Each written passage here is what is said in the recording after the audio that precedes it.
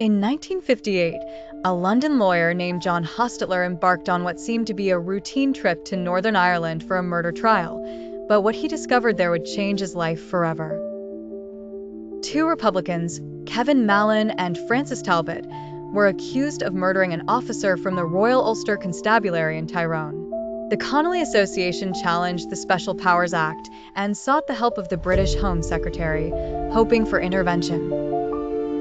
But the Home Secretary claimed he couldn't interfere in matters transferred to Stormont, ignoring that ultimate power still lay with the Westminster Parliament according to Section 75 of the Government of Ireland Act. The Connolly Association hired John Hostettler to investigate what became known as the torture trial. Even before entering the courtroom, he noticed something peculiar. A strange sight to English eyes is that of men of the RUC carrying truncheons and revolvers at all times and sometimes Sten guns. This is the outward sign of extensive police powers that are quite startling. This was Northern Ireland under the Special Powers Act, a place where armed police were everywhere and extensive emergency powers had become a regular part of life. What Hostettler witnessed in the courtroom shook him even more, as he later reflected.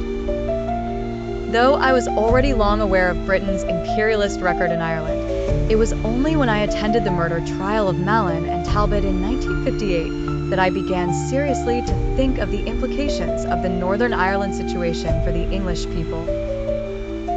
In the courtroom, things became clearer yet more disturbing.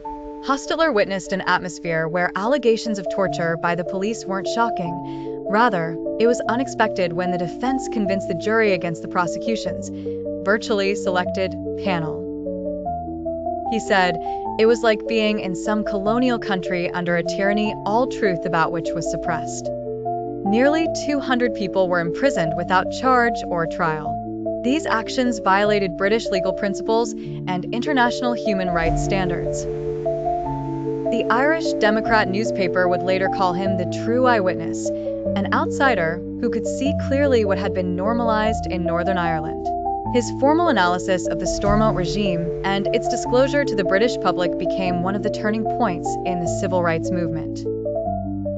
After witnessing this injustice, Hostettler transformed from observer to activist. He gave numerous talks across English cities, wrote articles, and contributed to the labor movement, all to expose the truth about what was happening in Northern Ireland. Sometimes it takes an outsider's eyes to see the injustice that's been hidden in plain sight. John Hostettler was that witness, and his testimony helped spark a movement for change.